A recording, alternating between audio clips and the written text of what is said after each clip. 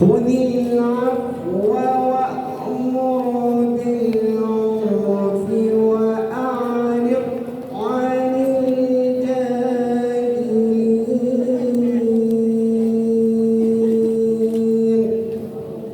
Sadaqallahul 'azim.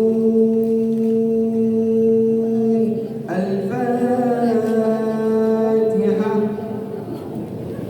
Sampai sini ya? Sini.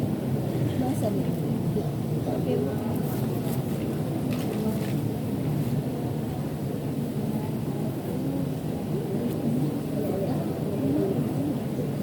Ada bahasa.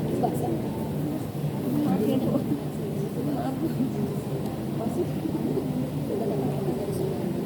Alhamdulillah wassalatu wassalamu ala Rasulillah wa ala alihi wa sahbihi wa man wala la haula wa la quwwata illa billah subhanaka la ilma lana illa ma 'allamtana innaka antal alim. Bapak sekalian, harusnya ada yang terjemahin jadi kalau nah tidak diterjemahkan, tapi tadi mengambil surat Al-A'raf ayat 169 yang pernah kita baca pertemuan sebelumnya. Khudhil afwa wa'mur bil 'urfi wa'rid 'anil jahilin. Ini prinsip hidup sekarang, khususnya di zaman media sosial. Khudhil afwa, kita harus menjadi orang pemaaf. Kalau lupa jangan, karena apapun yang terjadi dijadikan pelajaran. Ya. Kalau kita ingin melupakan, malah nggak lupa-lupa. Karena tidak lupa, karena tidak ingin melupakan, lupa sendiri. Jadi kalau ada yang ingin melupakan, dia pasti nggak lupa-lupa. Kenapa? Baru ingin, masih dalam ingatan. Islam tidak mengajarkan untuk melupakan. Amnesia menjadi pelupa, tidak. Ingat, tetapi kita dengan lapang dada memaafkan. Yang tidak boleh itu ingat dan dendam. Itu tidak boleh. Ingat dan dendam tidak boleh.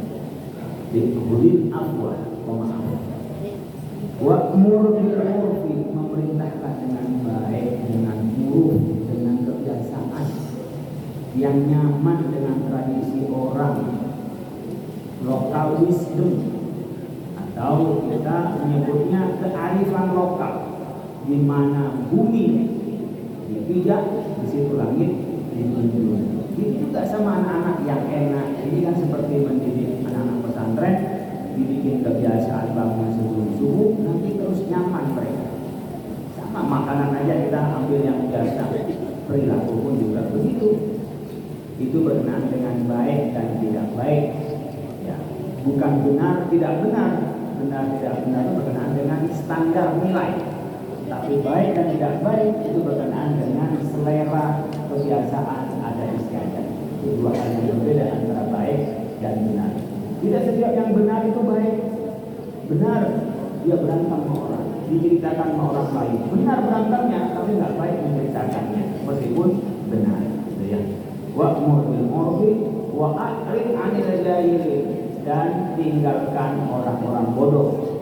Kita jangan terlalu mubris omongan orang.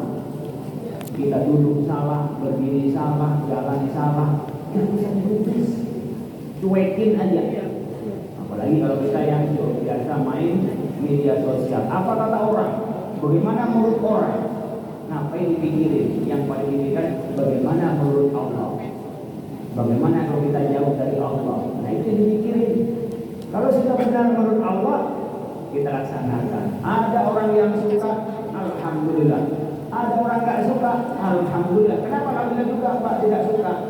Buat bahan evaluasi bahwa yang kita laksanakan menurut kita baik, juga kepada orang harus baik sebisa mungkin. Tapi pada akhirnya orang tidak akan mampu membuat orang lain semua suka. Jangankan kita, Nabi Muhammad, Nabi pilihan, dicintai Allah, dicintai manusia di akhir zaman, masih banyak musuhnya. Abu Jahal, ya, Abu Lahab, abu-abu yang lain, Abu Gosok, itu banyak. Nabi Muhammad, apalagi kita kita. Jadi kita sebaik mungkin berbuat baik, sebaik-baiknya. Tapi jangan berharap kita ingin menyenangkan semua orang, tidak bisa. Ridhon nasu, ghayatun la tudrak. Kecintaan orang, ya. Ridhon nas, orang bisa rela, bisa senang. Memang kita inginkan orang semua bisa senang, tapi la tudrak, selamanya tidak akan kita bisa dapat kesenangan semua orang atau cinta semua orang. Ini prinsip untuk hidup. Qala berkata, halaman 176. Qala berkata Imam Anas radhiyallahu anhu. Qala berkata sahabat Anas radhiyallahu anhu, mudah-mudahan Allah beri kepada sahabat Anas. Apa katanya? Falam yadah nasihatan jamilatan illa wa qad da'ana ilaiha wa amarna biha. Falam yadah, maka tidak meninggalkan Rasulullah nasihatan pada satu nasihat jamilatan yang baik illa kecuali wa qad da'a, telah mengajak Rasulnya pada kita ilaiha, pada kebaikan. Kalau Nabi beri nasihat baik, itu karena Nabi melakukan. Kita kadang-kadang nasihat baik, anak-anak kita rajin sholat ya nak ya, yang baik-baik ya nak. Ibu bapaknya juga jarang sholat, jarang baik-baik. Itu kepada anak. Ustadz pun juga tidak semuanya mampu melaksanakan. Kiai tidak semuanya mampu melaksanakan. Kita hanya baru berikhtiar. Sholat malam bu, jangan ditinggalkan. Kiai ini juga sering gak sholat malam. Kenapa? Kecapean. Tahu-tahu bangun udah subuh.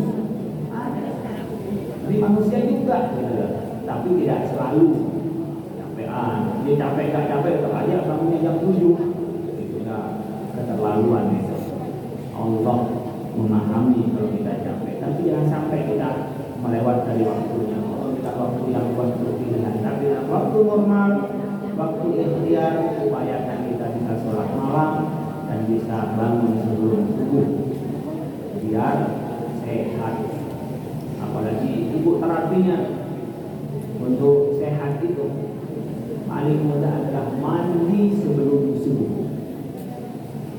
Coba laksanakan. Sebelum sholat subuh mandi, apalagi keramas, tambah terasa mandinya, ya. Itu mandi subuh. Kata Al-Ghazali itu menguat tulang, jalan ke masjid, jadi terasa kayak olahraga. Ya. Selesai praktek juga jam 6, jam 7 pun santai, ya. Daripada bangun jam 7 masih mukanya bengok-bengok. Mukanya bengok-bengok tuh kelihatan nanti baru bangun mukanya bengok-bengok. Kelihatan. Ya. Jadi kalau tidak, maka tidak pernah meninggalkan Nabi nasihat dan nasihat jamilatan yang baik illa kecuali waqad da'a, telah mengajak Nabi kepada kita ila pada kebaikan, wa amarona, dan memerintahkan Nabi kepada kita biha, dengan nasihat jamilah, dengan nasihat yang baik.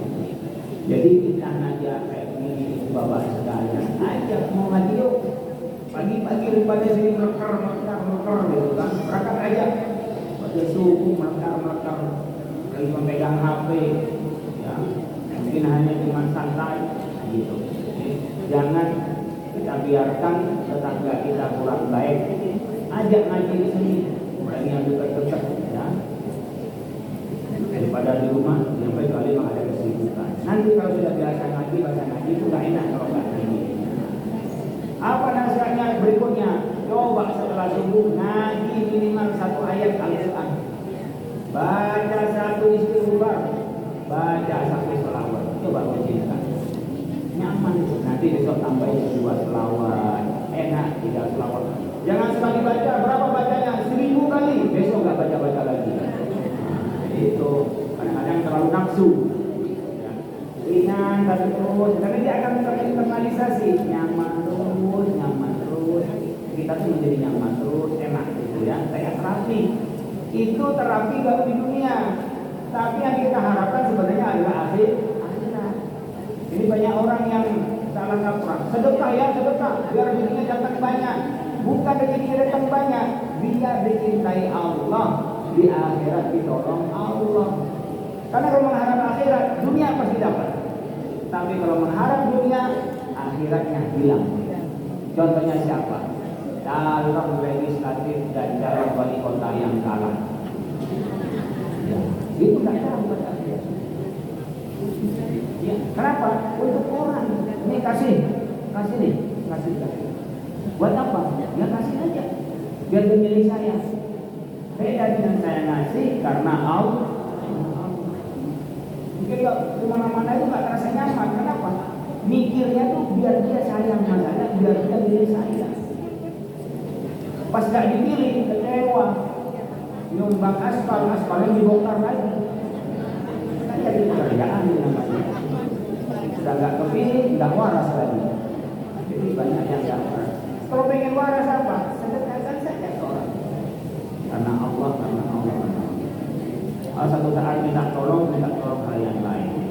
Tapi kalau mau begini nggak bakalan masuk kepada politisi. Kalau udah politisi mulai cara berpikirnya. Walam jaga dan tidak meninggalkan Nabi. Wasyan pada kecurangan. Au aiban atau cacat. Illa hadarna kecuali mewaspadai Nabi kepada kita. Mewanti-wanti Nabi kepada kita minhu dari tipu dan cacat itu. Wanahana dan melarang Nabi kepada kita anhu dari cacat dan tipu-tipu. Ibu bapak sekalian, sekarang ini kan sudah banyak yang tipu-tipu dan yang tipu-tipu itu lebih lagi. Contohnya apa? Antara orang nanya sama ustaz pikiran yang asli sekarang kalah dengan orang yang bertanya kepada AI.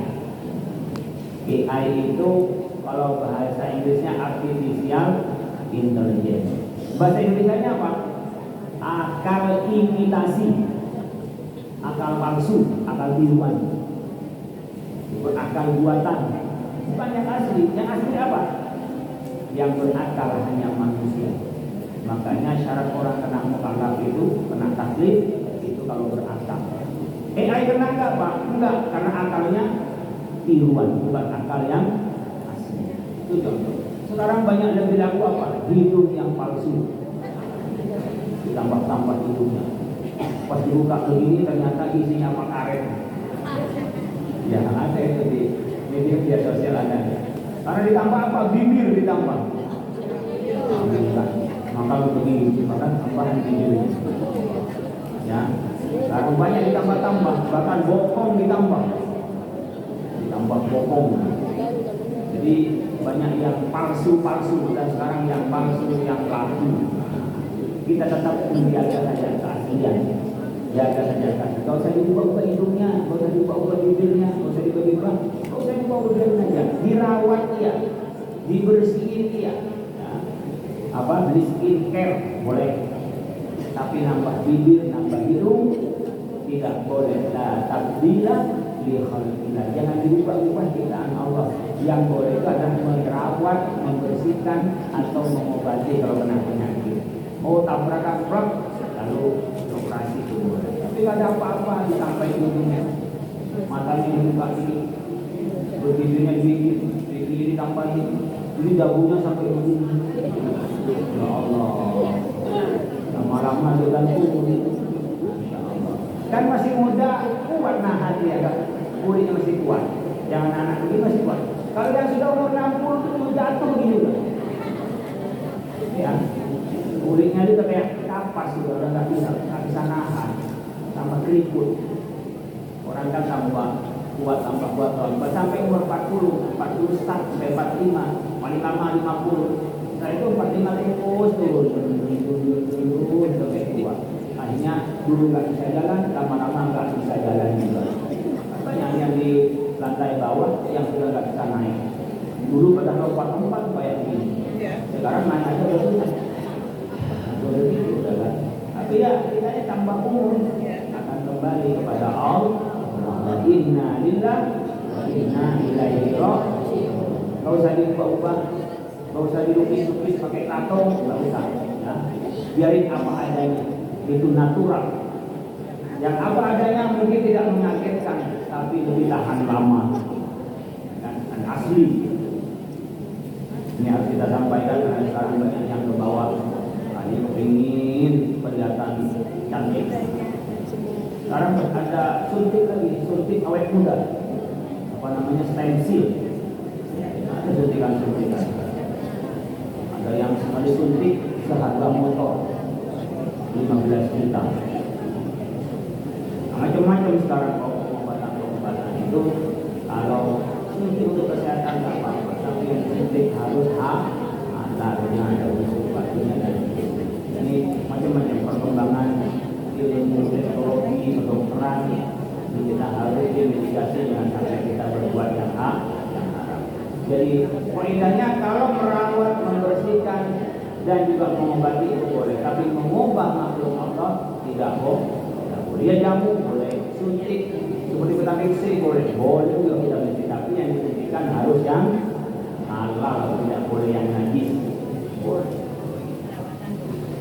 Wayakfi dan cukup min dzalika dari hal itu, nasihat itu kulli semuanya. Hadhil ayat ialah ayat ini. Nasihat Nabi itu terkumpul dalam ayat ini. Innallaha ya'muru bil adli wal ihsan wa ita'i dzil qurba wa yanha 'anil fahsya'i wal munkar wal baghi ya'idukum la'allakum tattaqun. Innallaha ya Allah. Ini lebih baik dalam khutbah Jumat karena isinya itu nasihat. Cuman orang nggak memahami, lewat aja itu nggak terasa. Kalau itu udah tahu maknanya, baru dirasakan. Innallaha ya'muru bil adli, sesungguhnya Allah ya'muru bil adli dengan adil. Adil itu pas. Apa adil? Pas tempatnya, pas waktunya, pas suasananya. Disebutkan buat musyek fi mahalli, meletakkan sesuatu pada tempatnya. Terjemahan paling mudah, adil itu pas orangnya, pas waktunya, pas kebutuhannya. Nah itu pas lokasinya dan seterusnya, pas itu adalah adil. Wal ihsan dan ihsan kebaikan. Ihsan itu di atas adil. Yang dulu saya contohkan, kalau ihsan kepada Allah ka'annaka tara wa illam takun tara fa innahu yarak. Kalau kita dalam ibadah, dalam hidup ini ingat pada Allah, carakan melihat Allah. Kalau tak merasa melihat Allah, tidak bisa mampu melihat Allah dengan mata batin kita, carakan kita sedang diperhatikan, dilihat oleh Allah. Ihsan kepada manusia apa? Yang paling tinggi adalah antuh sinaliman asa ilaik, berbuat baik pada orang yang berbuat buruk. Wah, berat ini. Siapa yang bisa melakukan hal ini yang benar-benar bening? Orang yang buruk, orang sudah bikin masalah, tapi dia balas dengan baik. Itu orang yang hatinya hati mutiara, hati emas. Nah, minimal apa? Antum sinaliman ahsana ilaik. Dia berbuat baik pada orang yang berbuat baik kepada kita. Tidak berbuat antusi aliman ahsana ilaik. Orang tetap baik, tetap buruk aja kita meskipun orang berbuat baik pada kita. Dengki aja sama orang. Itu nggak boleh kita. Ya. Nah, dulu pernah dicontohkan apa? Ketika Abdurrahman bin Auf saingan bisnis di pasar Madinah, orang-orang yang begini itu selalu mengurangi timbangan. Wailul lil mutaffifin alladzina idza qalu yastawu ila wajhi. Jadi ketika dia nimbang dia disamakan, tapi ketika dia jual dikurangi. Itu kalau orang Yahudi. Tapi ketika datang Abdurrahman bin Auf, ihsan dia. Sudah ditimbang, ini timbangan tanda 1 kilo, ini 1 kilo. Nah, ini barang yang ini ditambahin lagi 1 genggam. Apa? Takut masih di sini ada kotoran sehingga ini tidak 1 kilo. Jadi ditambahin dari yang segini namanya ihsan, melebihi dari yang semestinya dengan kebaikan, itu namanya ihsan. Harusnya nih saya ngasih aja cuma sekedar aja, tapi kita melebihi dari apa yang dia butuhkan pada ihsan. Biasanya kalau anak-anak minta kepada ibu, itu biasanya pas-pasan, bu minta minta duit 10.000, dikasih 10.000. Adil. Tapi kalau bapak-bapak minta 10.000, kalau punya duit dikasih 20.000. Itu biasanya begitu. Jadi ibu itu lebih kepres, lebih adil. Kalau bapak-bapak lebih banyak ihsan kalau kasih uang jajan mana. Ya gitu ya. Nah itu tahu. Nah, kalau ibu berapa? 5.000. Berapa? 50.000. 50.000 itu 50.000. Susah nambahin lagi, paling pun 2.000. Tapi ketika bapak-bapak minta berapa uang jajannya? 50.000. Kita ambil sekalian 100.000. Kalau bapaknya punya duit, kalau nggak punya duit nggak bisa ngasih. Jadi kayak gitu mulai namanya ihsan. Yang pertama tadi ibu itu sering adil kepada anak uang jajannya. Kalau bapak-bapak itu banyakkan ihsan kalau pas lagi punya duit. Wa ita'il qurba,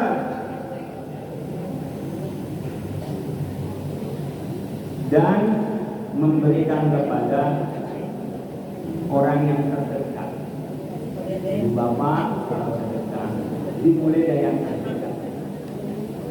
Kenapa terdekat Pak? Karena kalau yang dekat ini dapat dua keuntungan.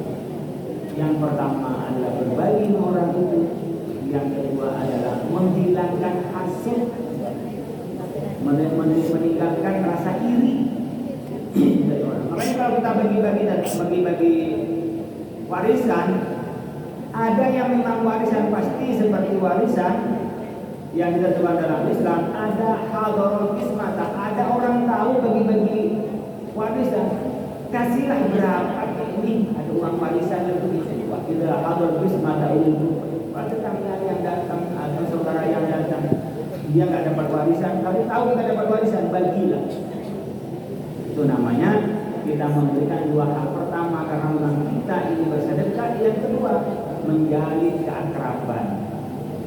Karena itu menimbulkan kita tidak bersalah apa-apa, tapi ada orang yang tidak suka pada kita. Likulli ni'matin hasud. Setiap nikmat itu pasti mengundang orang lain iri.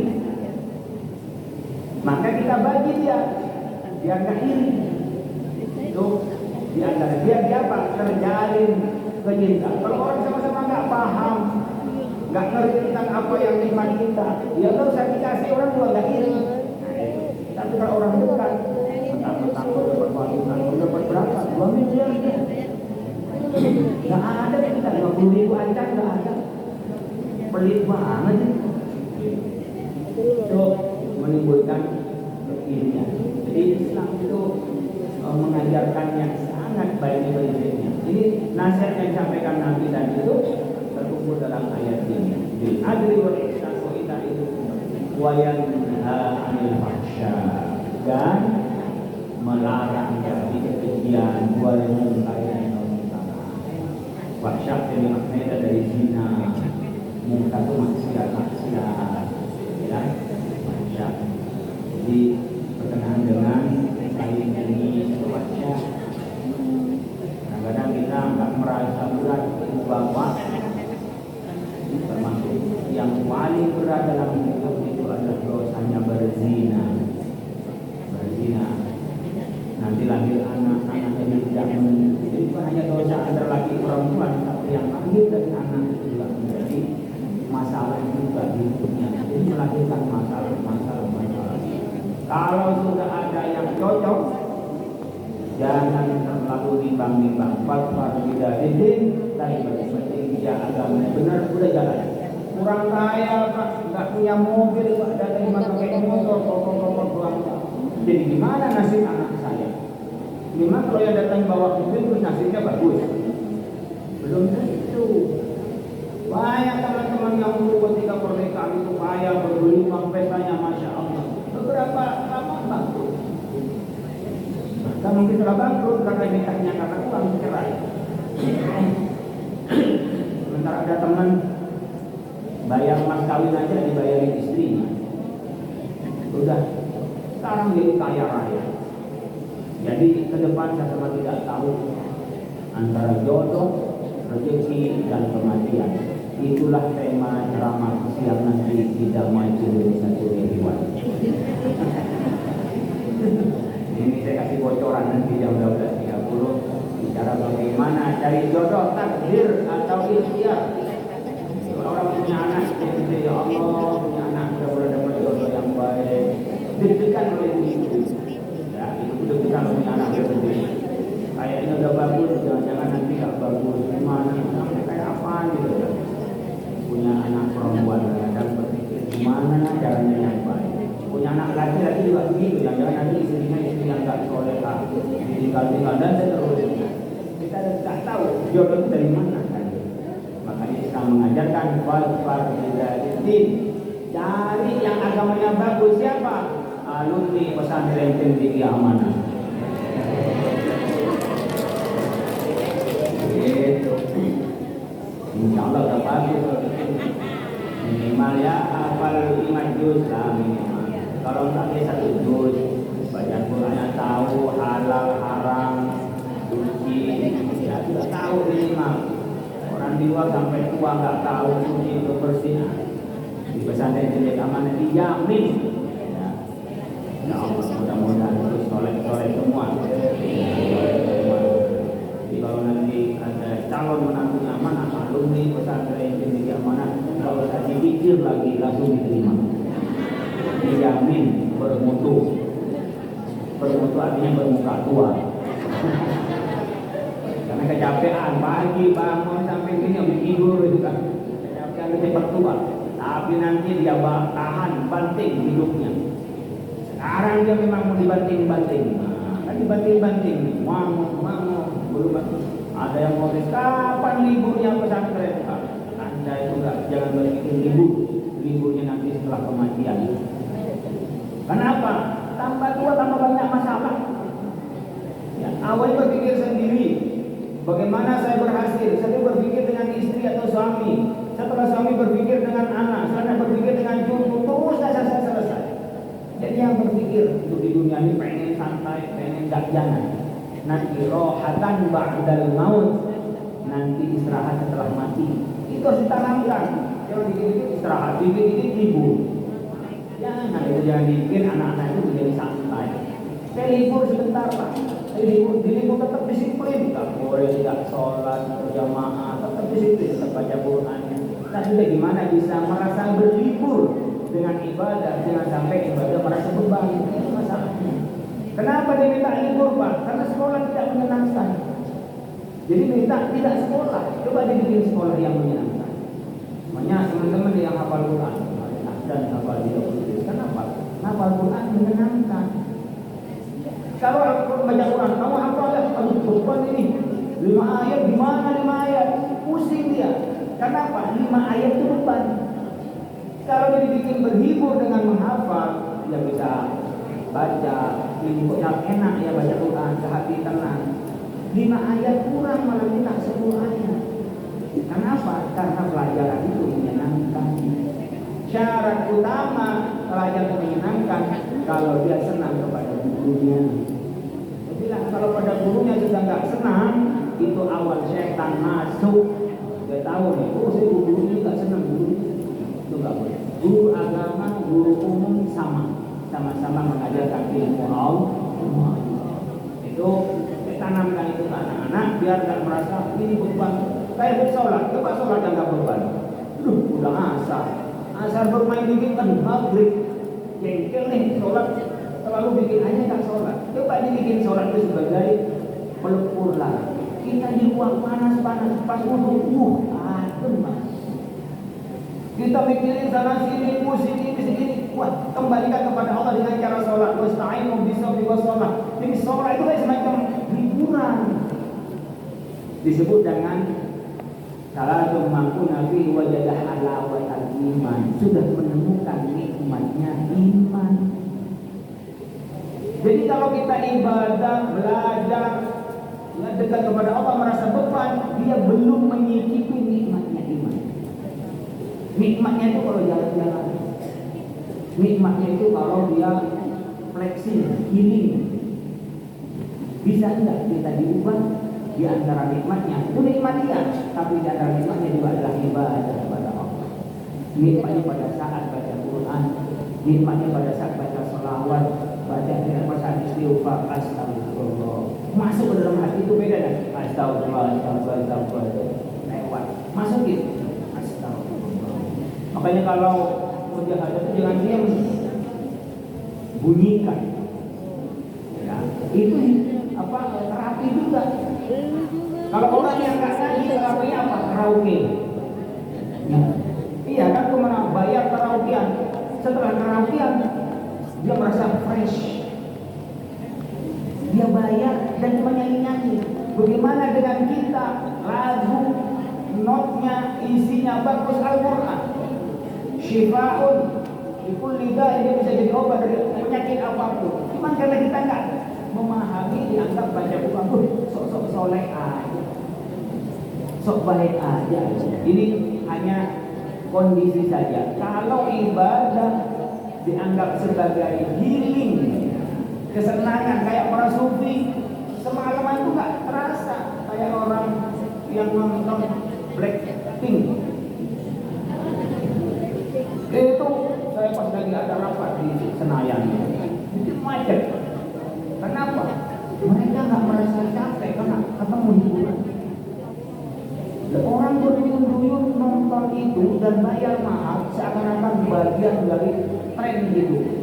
Sementara kalau orang berduyun-duyun kemudian pengen salaman sama kiai dianggap feodal. Nah, itu kan salah.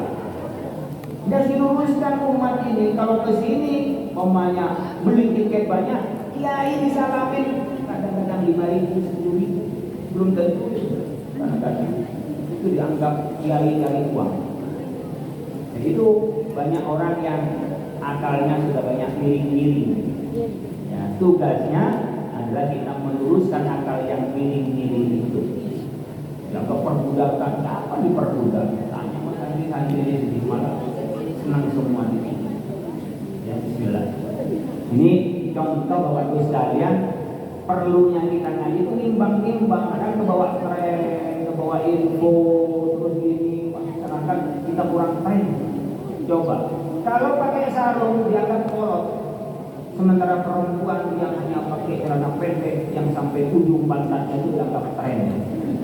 Coba, malu lo sarungan, sarungan kok malu? Sementara orang yang telanjang nggak malu. Coba kalau turis-turis di jalan itu dianggap tren, sementara kita kalau pakaian rapi kayak syekh ada, itu ulama. Nah, karena aib, aman lagi awayas, awayana, la yakunu aiban. Dia naik aklu, kembali akalnya. Nah ini yang kita orang yang ditutup yang dianggap itu kolot, sementara yang kita yang telanjang dianggap itu tren. Itu harus dikembalikan. Ini mengingatkan di dalam pengajian-pengajian. Dan biasanya kayak fahsya itu karena apa? Karena yang ada yang terbuka. Sekarang media sosial di Australia itu disanksi anak di bawah 16 tahun buka media sosial, IG, TikTok, Facebook, nah di sini SD dibiarin orang tuanya yang penting tidak bikin ribut. Besok autis dengan besok. Yang penting tidak ganggu bapak ibunya, biarin aja ganggu. Apa bapak atau ibunya mau kerja, ya dia kasih aja HP, browsing kemana-mana nggak jelas. Di Australia itu disanksi. Nah ini yang negara maju saja sudah melihat bagaimana akibatnya, belum waktunya untuk pegang media itu. Sementara kita sebebas-bebasnya mulai bayi, anak itu mulai dipegangin medsos. Di pondok insya Allah lebih aman. Oh banyak berita-berita Pak, karena di pondok itu satu masalah diberitakan berkali-kali. Sementara di luar banyak masalah mungkin tidak diberitakan, itu hanya diberitakan sekali dan seterusnya. Jadi di mana aja pasti ada kemungkinan terjadi sesuatu. Mau di pondok, dalam pondok, tapi kalau sudah di pondok, insya Allah lebih aman daripada yang di luar. Kenapa? Kita start BA ilmiah, BA ibadah, lingkungan ilmu, lingkungan ibadah. Wal baghi tulas, wal baghi dan tulas. Bagian buat berita, tulas membangkang, yang itu memberikan peringatan.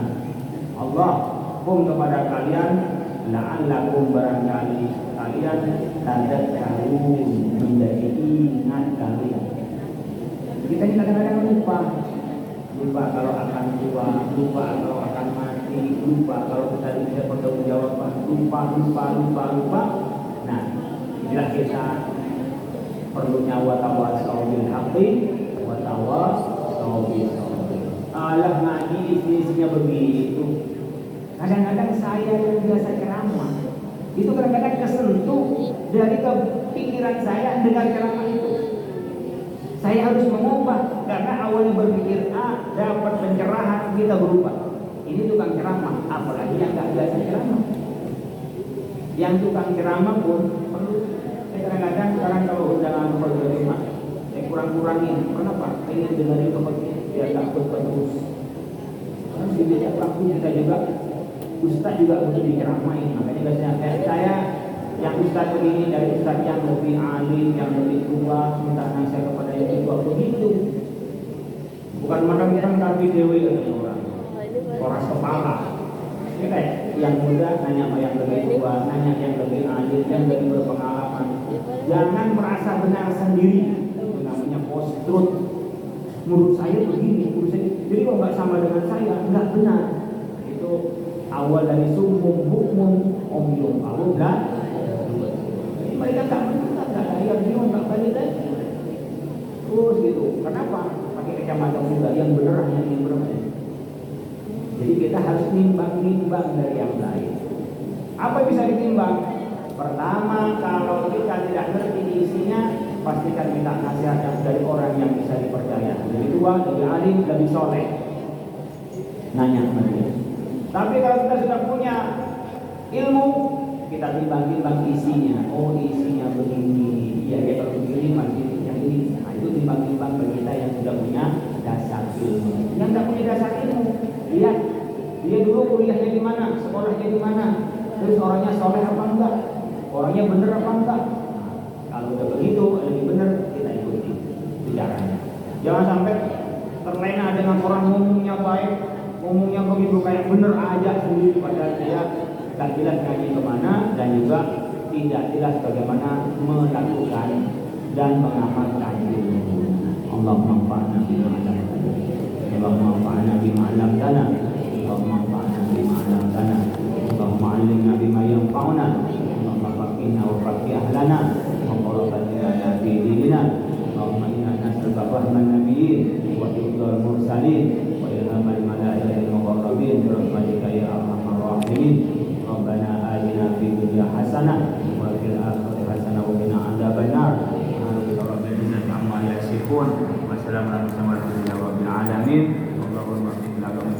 Wassalamualaikum warahmatullahi wabarakatuh.